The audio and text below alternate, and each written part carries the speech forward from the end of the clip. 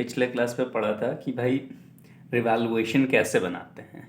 वो मैंने आपको नोट्स बताया था, फॉर्मेट बताया था। आज मैं आपको एक इम्पॉर्टेंट क्वेश्चन करा रहा हूँ जो काफ़ी बार बोर्ड में पूछा गया है। तो चलिए शुरू करते हैं। ये पहले आपका ये क्वेश्चन है पूरा, इसको आप रीड कर लीजिए। यहाँ पे पार्टनर की चीज़ लिखी है, बैलेंस शीट दी है और ये सारे एडजस्टमेंट हैं। देखिए बैलेंस शीट से कोई भी अमाउंट नहीं जाता है रिवैल्यूएशन में, सबसे पहले आपको ये पता होना चाहिए। ठीक है, उसके बाद हम पहला पॉइंट पढ़ते हैं, building to be appreciated. Appreciated मतलब होता है इंक्रीज होना। अप्रिशिएटेड मतलब क्या होता है? इंक्रीज होना। अब बिल्डिंग हमारी एसेट है या लाइबिलिटी है? एसेट है। तो यहाँ पे एसेट में क्या हो रहा है? इंक्रीज हो रहा है। एसेट में क्या हो रहा है? इंक्रीज हो रहा है। और रिवैल्यूएशन के फॉर्मेट के हिसाब से अगर एसेट में इंक्रीज होता है तो हम क्रेडिट साइड लिखते हैं।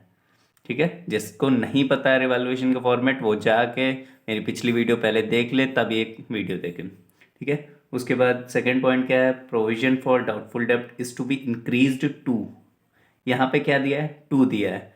यहाँ पे बाई दिया है तो हम सेम अमाउंट 10%, मतलब बिल्डिंग का भाई 1 लाख का 10% 10,000 आएगा, तो डायरेक्टली हम 10,000 यहाँ पे लिख देंगे। बट प्रोविजन में यहाँ पे 5% के पहले क्या दिया है? 2। मैंने रिवैल्यूएशन के नोट्स में लिखाया था कि 2 ऐड बी दिया होगा तो क्या लेंगे? डिफरेंस लेंगे। तो सबसे पहले हम 5% डेटर्स का निकालेंगे। 20,000 का 5% आएगा 1,000। कितना आएगा? 1,000। पहले प्रोविजन थे 400 के, अब हो गए 1,000 से। कितने से इंक्रीज हुए? 600 से। कितने से इंक्रीज हुए? 600 से। और प्रोविजन हमारी क्या होती है? लाइबिलिटी होती है, तो इंक्रीज इन लाइबिलिटी। लाइबिलिटी कितने से इंक्रीज हुई? 600 से। कोई डाउट नहीं। फिर machinery be depreciated by 15%। Depreciated मतलब होता है डिक्रीज होना। डिप्रिशिएटेड मतलब क्या होता है? डिक्रीज होना। डिक्रीज बाई दिया है, बाई दिया है तो सेम अमाउंट। मशीनरी कितने की दी है भाई? 48,000 की। 15% हम निकालेंगे, इसका कितना आएगा? 7,200। 7,200 हम यहाँ पे लिख देंगे। और कौन सा side? Decrease in asset side. Goodwill of the firm, goodwill partner की होती है। पार्टनर की कोई भी चीज़ रिवैल्यूएशन में नहीं आती है। फिर a provision for made for outstanding repair bill. कोई भी प्रोविजन आउटस्टैंडिंग बिल का आप देखिए बैलेंस शीट में नहीं दिया है, आपको दिख रहा होगा, आपको नहीं दिया है। ठीक है, फिर ये क्या है? ये है आउटस्टैंडिंग लाइबिलिटी। ऐसी लाइबिलिटीज को हम क्या कहते हैं?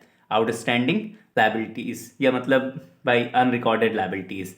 अनरिकॉर्डेड लाइबिलिटीज हैं ये। इनका सेम अमाउंट आप कौन सा साइड लिखोगे? अनरिकॉर्डेड लाइबिलिटीज मतलब डेबिट साइड लिखोगे।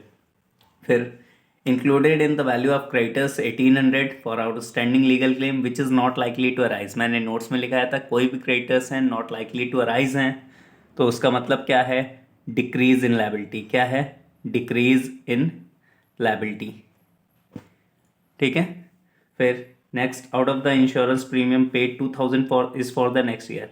मतलब इंश्योरेंस प्रीमियम हमने पेड किया है 2,000, अगले साल का हमने इसी साल में पेमेंट कर दिया है। ऐसे एक्सपेंसेस को हम क्या कहते हैं? Prepaid expenses. क्या कहते हैं? Prepaid expenses. और प्रीपेड एक्सपेंसेस का मतलब क्या होता है? Increase in asset. क्या होता है? Increase in asset. तो आप लिखोगे प्रीपेड इंश्योरेंस और 2,000 आप लिख दोगे। पार्टनर की कैपिटल दी है, उससे कोई मतलब नहीं। पार्टनर को हमने कैश पेमेंट किया, उससे कोई मतलब रिवैल्यूएशन में नहीं है। इतना समझ में आया? रिवैल्यूएशन ऐसे ही बनता है। मैं अब इसका सोल्यूशन आपको करके दिखाता हूँ फटाफट, जस्ट वेट। आप ये क्वेश्चन का सोल्यूशन है। इस सोल्यूशन में किसी को कोई भी डाउट है तो आप कमेंट में मुझसे पूछ सकते हैं। और कोई भी क्वेश्चन है जिसका रिवैल्यूएशन बनाने में आपको डाउट हो रहा है तो मैं नीचे लिंक में या डिस्क्रिप्शन में अपना व्हाट्सएप नंबर दे रहा हूँ, आप मुझे वो क्वेश्चन सेंड कर सकते हैं और मैं उस क्वेश्चन का सोल्यूशन आपको करके दे दूँगा। Okay, thank you.